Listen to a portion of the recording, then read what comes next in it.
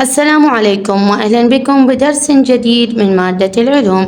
درسنا لهذا اليوم التعرية والترسيب. أكون في نهاية هذا الدرس قادرا على أن أولا أوضح معنى عملية التعرية، ثانيا أبين العوامل التي تسبب عملية الترسيب، ثالثا أستنتج مظاهر عملية الترسيب. تنقل المياه الجارية والرياح فتات الصخور ليتجمع في أماكن أخرى. كيف تغير المياه الجارية سطح الأرض؟ سنتعرف على الإجابة من خلال هذا الدرس. الفكرة الرئيسية لدرسنا اليوم التعرية والترسيب. التعرية والترسيب عمليات تغير من تشكيل صخور سطح الأرض. ما التعرية؟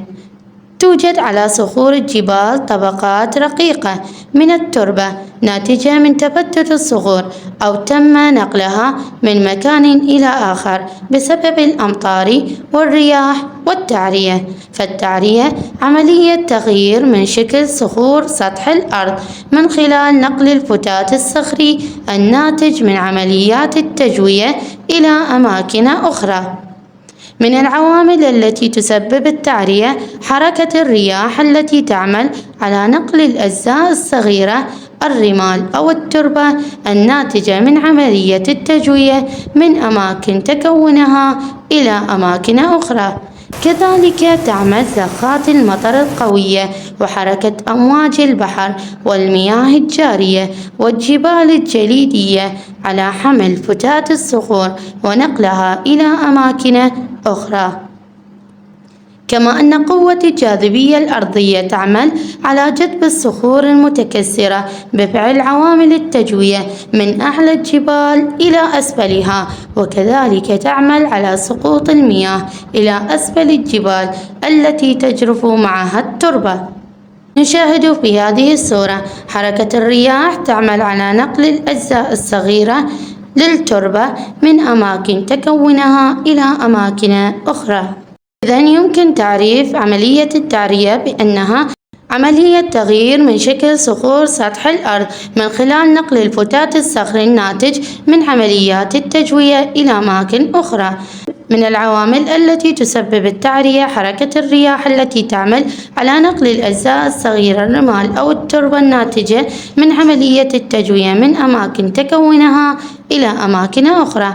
كذلك تعمل زخات المطر القوية وحركة أمواج البحار والمياه الجارية والجبال الجليدية على حمل فتات الصخور ونقلها إلى أماكن أخرى. كما أن قوة الجاذبية الأرضية تعمل على جذب الصخور المتكسرة بفعل عوامل التجوية من أعلى الجبال إلى أسفلها، وكذلك تعمل على سقوط المياه إلى أسفل الجبال التي تجرف معها التربة. تعمل التجوية والتعرية معا، والفرق بينهما هو أن التجوية عملية تغيير من تشكل صخور سطح الأرض من خلال تفتيت الصخور إلى أجزاء أصغر بفعل العوامل الجوية، وتبقى نواتج التجوية في موقعها. أما التعرية فهي عملية تحدث تغييرا في تشكيل صخور سطح الأرض من خلال نقل الفتات الصخري من مكان إلى آخر بفعل حركة الرياح أو حركة المياه. في هذه الصورة يحدث الإنسان تغيير في سطح الأرض كأن يقوم بشق الطرق والأنفاق. ونشاهد في هذه الصورة المياه الجارية تنقل الفتات الصخري من مكان إلى آخر. ومن الأضرار الناتجة عن عملية التعرية انجراف التربة الذي يؤدي إلى سقوط كميات كبيرة من الصخور والتربة وتراكمها على الطرقات والمزارع والأراضي المنخفضة، وهذا ما يسبب مخاطرا كثيرة على الأشخاص وحركة السير. ويمكن التقليل من تأثير عوامل التعرية من خلال أولا زراعة الأشجار، ثانيا مصدات الرياح، بناء الجدران أو السلاسل الاستنادية على طول المنحدرات، زراعة الأعشاب على سفوح المنحدرات. سؤال: كيف يمكن أن نقلل من آثار التعرية على سطح الأرض؟ الجواب: يمكن التقليل من تأثير عوامل التعرية وآثارها وذلك بزراعة الأشجار.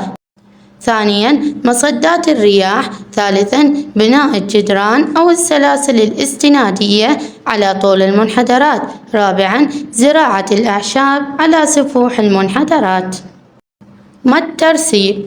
إن تباطؤ سرعة الرياح المحملة بالفتات الصخري يجعلها غير قادرة على نقل الأجزاء الصغيرة من الرمال والتربة من منطقة إلى أخرى، فمتى ما اعترضت الرياح المحملة بالفتات الصخري أجسامًا مثل الصخور أو تجمعات الأشجار قلت سرعتها، فتصبح غير قادرة على الاستمرار في حمل الأتربة والصخور الصغيرة، فتترسب الأتربة عليها مشكلة كثبانا رملية.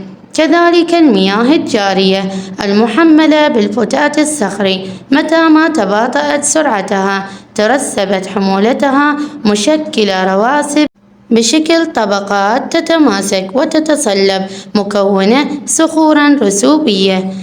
والآن يمكن تعريف الترسيب بأنه هو تراكم ما تحمله الرياح والمياه من فتات صخري. من بعض مساوئ عملية الترسيب تكون الرواسب التي تتجمع في مناطق مسطحة لمعظم الأنهار، إذ تشكل خطراً على حياة الإنسان جراء الفيضانات.